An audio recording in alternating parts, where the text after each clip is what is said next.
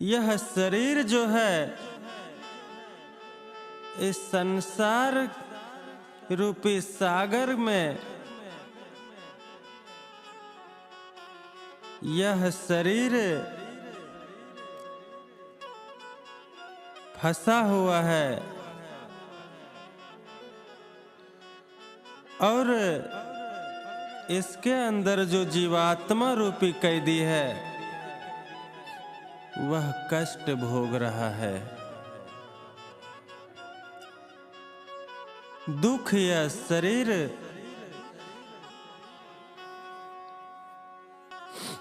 उठाता है और कष्ट जीवात्मा को भोगना पड़ता है, बार बार निकलने का और पुनः शरीर में घुसने का। यह कष्ट जीवात्मा को भोगना पड़ता है। गलती करता है शरीर और दुख भोगना पड़ता है जीवात्मा को। अब आप सोच रहे होंगे कि यह शरीर गलती क्या करता है। तो महाराज, इस 84 लाख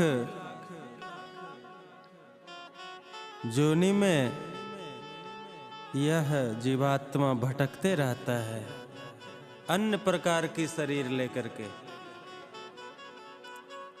यह जरूरी नहीं है कि सब शरीर हर बार मनुष्य का ही मिले।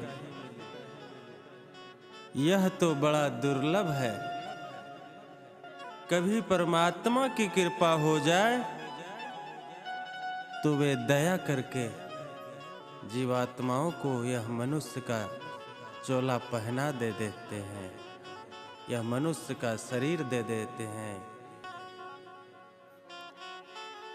क्योंकि जब बार बार जीवात्मा अन्य शरीर में जाते हैं, इसीलिए तो श्री रामचंद्र जी भी अपने सभा को संबोधित करते हुए कहे किया कर 4,84,000 जोनी ब्रह्मत जीव अविनाशी। आहा, क्या उपदेश दे रहे हैं कि हे मनुष्यों,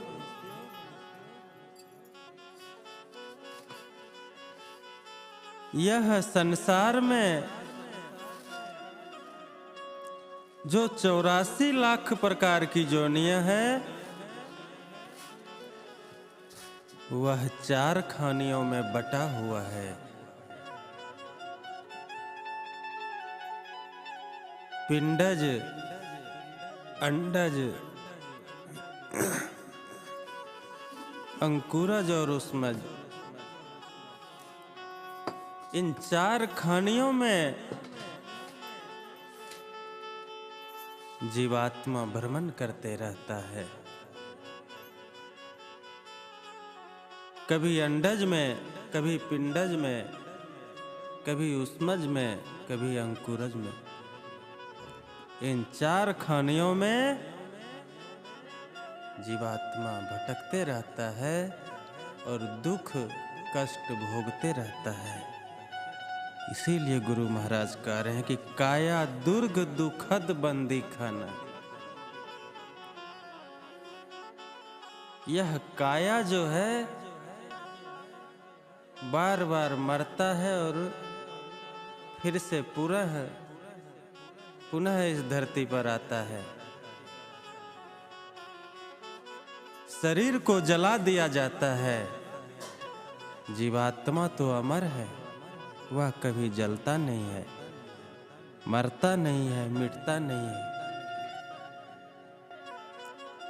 इसीलिए जीवात्मा को फिर से पुनः दूसरा शरीर लेकर के इस धरती पर आना पड़ता है, तब तक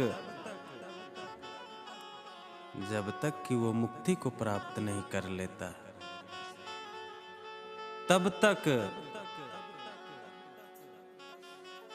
किसी न किसी शरीर को लेकर के इस धरती पर आना पड़ेगा। कहते हैं कि जैसे मनुष्य नित्य दिन अपने वस्त्र को बदलता है, वैसे ही जीवात्मा शरीर को बदलता है। एक शरीर को छोड़ा, दूसरे शरीर को प्राप्त हो गया। फिर से वह शरीर को छोड़ा, दूसरे शरीर में प्रवेश कर गया। कर्म के अनुसार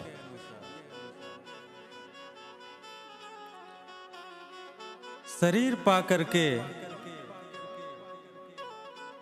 जैसा कर्म उस शरीर के हिसाब से होगा, उसको अगले जोनि में पुनः वैसा ही शरीर मिलेगा।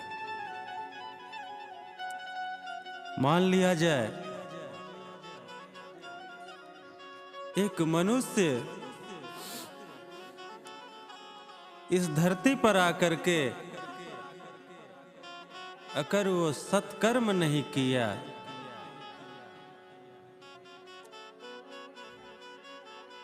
तो फिर वो अगले जोनि में मनुष्य का शरीर कैसे प्राप्त कर सकता है। बहुत से लोग तो यह भी कहते हैं, अरे मन में तो ले ही रहे हैं नाम। अरे साहब, किसने देखा कि आप मन में भगवान का नाम ले रहे हैं कि वैसे संसार को बताने के लिए कह रहे हैं कि हम तो ले ही रहे हैं। यह बात तो किसी से कहने की नहीं है, केवल महसूस करने की है। मान लिया जाए कि अगर सर में दर्द हो और दवाई सिरहाने में रखा हो तो क्या हुआ, ठीक हो जाएगा? नहीं होगा साहब। जब तक उस दवाई को आप ग्रहण नहीं करेंगे, जब तक उस दवाई को आप खाएंगे नहीं, तब तक सर का दर्द खत्म नहीं होगा। इसी प्रकार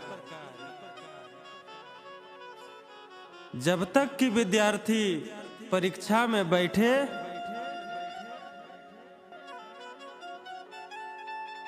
और बिना कुछ लिखे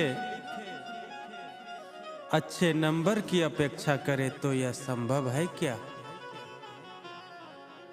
नहीं है। जब तक वो अच्छी तरह से लिखेगा नहीं तो अच्छे नंबर संभव नहीं है। इसलिए अच्छे नंबर को पाने के लिए अच्छा लिखना भी पड़ेगा। ठीक उसी तरह सर के दर्द को खत्म करने के लिए दवाई को खाना पड़ेगा। और इस संसार सागर से मुक्ति पाने के लिए भक्ति करनी पड़ेगी। इस 84 लाख जोनी में जितने भी जीवात्मा भटक रहे हैं, वो सब प्रभु से नित्य दिन प्रार्थना करते होंगे कि हे विधाता, अब मुझे उबारिए इस कष्ट से, इस दुख से। तो महाराज, इसीलिए गुरु महाराज ने कहा है कि काया दुर्ग दुखद बंदी खाना, जले अग्निया में दुख की। हम बंदी युग युग से जलते, चाहे सहारा तू रुख की। हे गुरु महाराज, यह जीवात्मा जो है सो युग युग से, यह एक युग की बात नहीं है साहब। युग युग की बात है, युग युग की बात है। पता नहीं कितने युग से जो जीवात्मा मुक्ति को प्राप्त नहीं कर जाता, वह इस संसार सागर में भटकता रहता है। इसीलिए अगर मुक्ति को प्राप्त करना है तो केवल और केवल सत्संग करना होगा। एक सत्संग ही ऐसा उपाय है जो आप मुक्ति को प्राप्त कर सकते हैं और पुनः इस संसार रूपी सागर में नहीं आएंगे, बार बार इस शरीर को प्राप्त नहीं करेंगे, बार बार जन्म लेना और मरना नहीं पड़ेगा, बार बार अग्नि में जलना नहीं पड़ेगा। विचार कीजिए, जिस शरीर से आप इतना लगाव करते हैं कि उस पे खरोंच लग जाए तो कितना दर्द होता है, और उसे अग्नि में जलाने की तो बात ही मत सोचिए, क्योंकि वह तो अटल है। क्योंकि जब जीवात्मा शरीर से निकल जाएगा तो उस मृत शरीर को तो जलाना ही पड़ेगा, उसमें सोचने की कोई बात नहीं है। इसीलिए बार बार जन्म लेना नहीं पड़े और मरना नहीं पड़े, इसके लिए सत्संग है। गुरु से शिक्षा दीक्षा ले करके हमें नित्य सत्संग करना चाहिए, ध्यान करना चाहिए। तो विशेष आगे नहीं कहूँगा। अगर गलती हुआ हो तो अपना बालक समझ के क्षमा करें। मैं